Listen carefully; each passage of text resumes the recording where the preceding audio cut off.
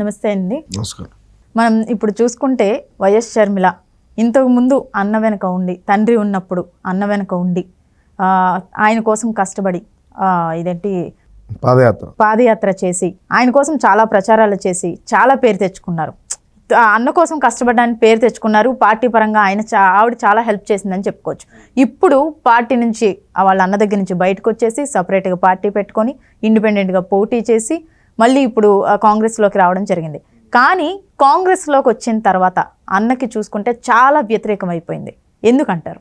ఎందుకంటే జగన్మోహన్ రెడ్డి అనేటువంటి వ్యక్తి, జగన్మోహన్ రెడ్డి గారు గతంలో ఉన్నటువంటి యాటిట్యూడ్ అయితే ప్రజెంట్ జగన్మోహన్ రెడ్డిలో లేదు. అది కుటుంబానికి సంబంధించిన వ్యవహారాలు కానీ, సొంత చెల్లి కానీ, తల్లి కానీ ఎవరైనా కూడా జగన్మోహన్ రెడ్డికి ముఖ్యమంత్రి పదవి వచ్చిన తరువాత ఆయన వేరే దీంట్లోకి వెళ్ళిపోయినాడు. సో అందుకని చెప్పి ఇప్పుడు షర్మిల అనేటువంటి వ్యక్తి, జగన్మోహన్ రెడ్డి గారు 16 నెలలు జైల్లో ఉంటే, అవినీతి అక్రమంగా కేసుల్లో ఉంటే 16 నెలల పాటు ఈవిడ పాదయాత్రలు చేసింది, పార్టీని బలోపేతం చేసింది.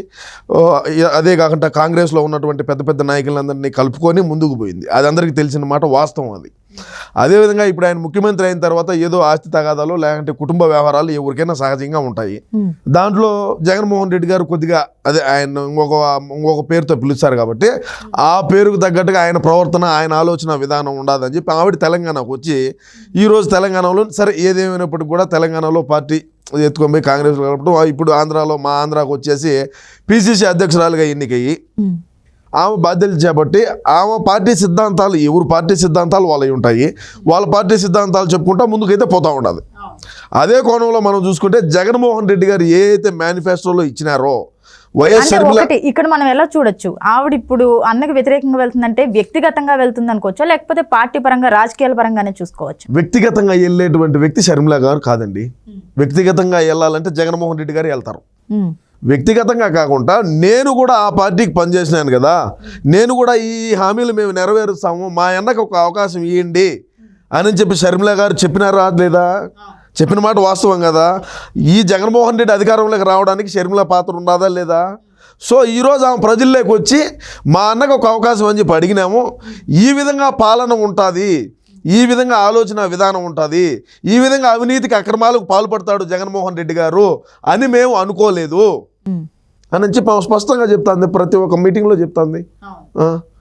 ఎక్కడైనా సరే ఆంధ్ర రాష్ట్రంలో మద్యం గురించి ఆమె మరీ ముఖ్యంగా చెప్పుకుంటే మనం మద్యపానం గురించి మాట్లాడింది. దశల వారీగా ఆమె కూడా చెప్పింది, అమ్మ షర్మిల కూడా చెప్పింది. మీరు ఒకసారి చూసుకోండి విజువల్స్ కావాలంటే.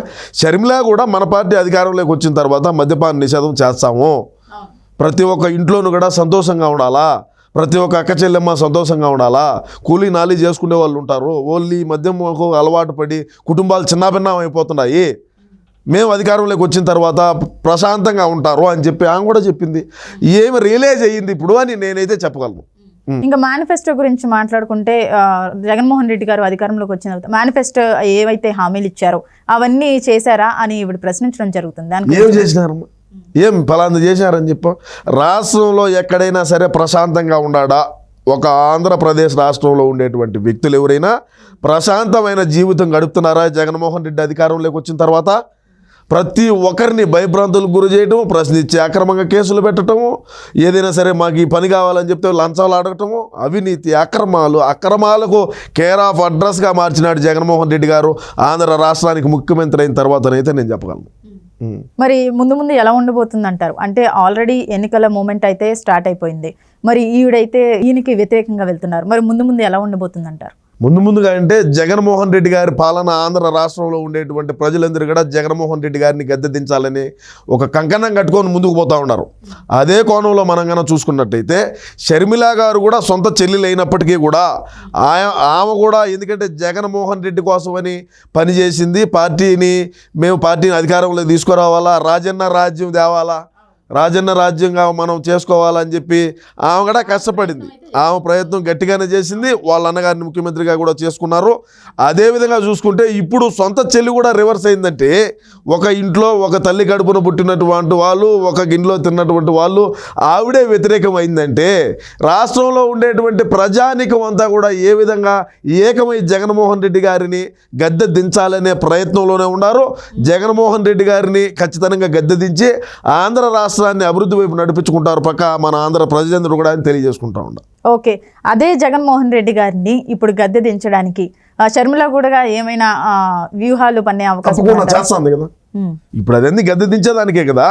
వాళ్ళన్న నువ్వు సూటిగా బాణాలు వదులుతూ ఉండదు. జగనన్న వదిలిన బాణం జగనన్నకే తగులుతుంది. ఇప్పుడు అది ఎందుకు తగులుతుంది? మనం చెప్పిన హామీలు అట్లున్నాయి, మనం నెరవేర్చినటువంటి పనులు ఆ విధంగా ఉన్నాయి, ప్రతి ఒక్కరికి తెలుసు. ఇప్పుడు షర్మిల గారు కూడా డైరెక్ట్గా వచ్చి మాట్లాడటం అనేది అది ఆంధ్ర రాష్ట్ర ప్రజానికానికి కూడా ఒరే సొంత చెల్లె ఈ విధంగా రివర్స్ అయ్యి ఈ విధంగా మాట్లాడుతుందంటే రాష్ట్రంలో ఉండేటువంటి ప్రజానికం అంతా కూడా ఏ విధంగా వీళ్ళు అవస్థలు పడుతూ ఉన్నారు, ఏ విధంగా ఇబ్బందులు, ఏ విధంగా భయభ్రాంతులు, ఏ విధంగా వీళ్ళకి ఇవ్వాల్సినటువంటి గతంలో ఏమేమో చెప్పినాడు. మా 1-2 కాదు, మేము వచ్చిదా ఈ చేస్తాం అన్నాడు. 10 లక్షల కోట్ల రూపాయలకి అప్పుల్లోకి తీసుకొమ్మినాడు. లేక దశల వారీగా 3 దశల్లో చేస్తా ఉన్నారు. 5 స్టార్ హోటల్కి చేస్తా ఉన్నారు, పరిమితం 5 స్టార్ హోటల్లోనే అన్నారు. ప్రతి ఒక్క చోట యాడ చూసినా కూడా బెల్ట్ షాపులు ఉన్నాయి. గతంలో కొంతమంది ఉండేవాళ్ళు, ప్రస్తుతం మంత్రిగా ఉండాలి, వాళ్ళ పేర్లు ఎందుకులే, వాళ్ళు బెల్ట్ షాపుల దగ్గరికి వెళ్ళి అవి చేసి రకరకాలైనటువంటి యాక్టివిటీస్ అయితే చేసినారు. ఈరోజు ఏ ఒక్కడు కూడా బెల్ట్ షాప్ దగ్గర పోయి మాట్లాడాలంటే కూడా భయం. ఎందుకంటే ఏమైనా కేసులు పెట్టొచ్చు, లేకుంటే కొట్టొచ్చు, లేకుంటే ఓటు చేయొచ్చు. అధికారులు, వ్యవస్థ, యంత్రాంగం అంతా జగన్మోహన్ రెడ్డి గారి దగ్గర ఉన్నదే కాబట్టి ఏ ఒక్కడు కూడా మాట్లాడాలన్నా కూడా భయపడే పరిస్థితుల్లో ఉన్నారు ఈరోజు.